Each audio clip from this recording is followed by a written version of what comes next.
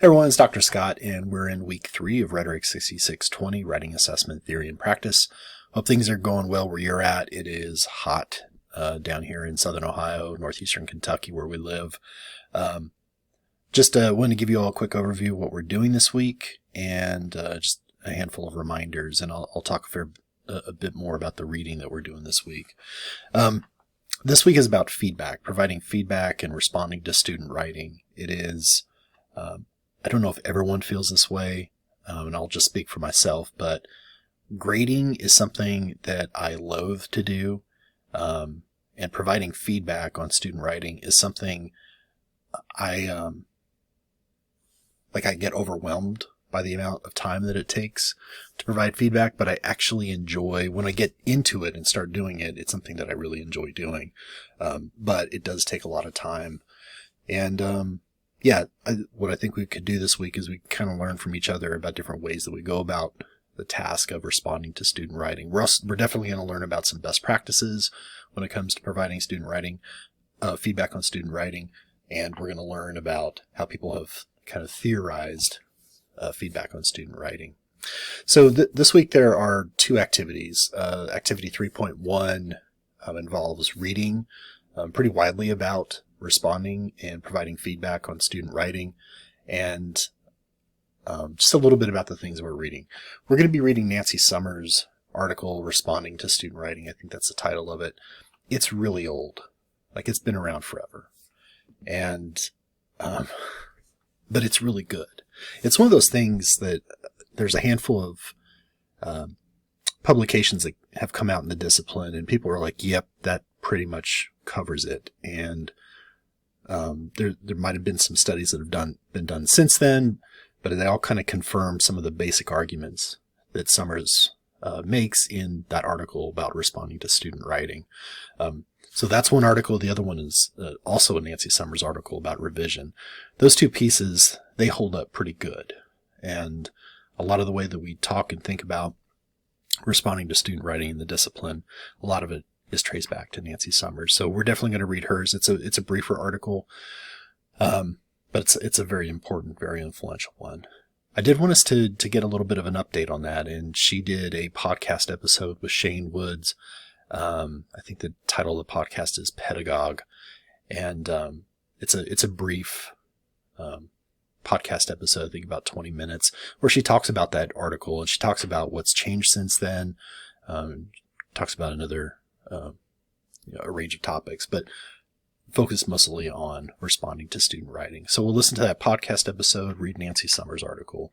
White and Wright, they also have a chapter on responding to student writing, some helpful, practical ideas to think about. And then Wiggins has a very short article about responding to student work, which provides a little bit of theory, but also some pretty practical things as well. Again, a pretty short article for y'all to read. So we're going to read those 4 things, and then what I'd like us to do is to kind of like crowdsource ideas and, things that we thought were important in what we read. A lot of us are teachers, and several of us have been teaching for a good while. So I was hoping that we could put together a document that kind of says, here are things to think about when you're responding to student writing. Here are ways to handle like the reading load, the responding load. So what you're going to put together, I'm going to kind of distill that into a document that I'll share out later this term.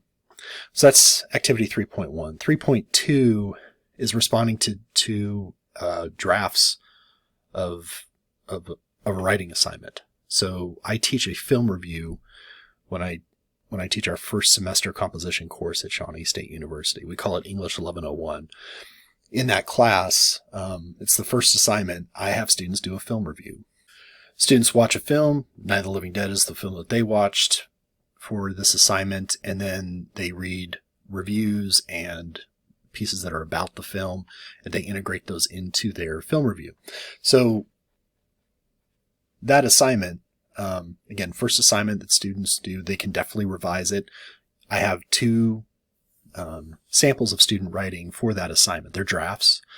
As you respond to them, think about them as drafts, like they can definitely be revised. We're not looking to grade them or anything like that. These are true drafts. So the feedback should be in that spirit.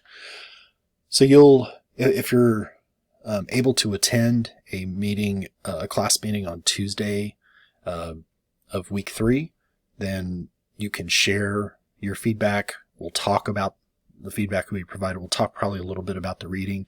If you can participate in that conversation, you don't need to complete activity 3.2. If you can make it, that's totally fine. I will record it, post it so people can take a look.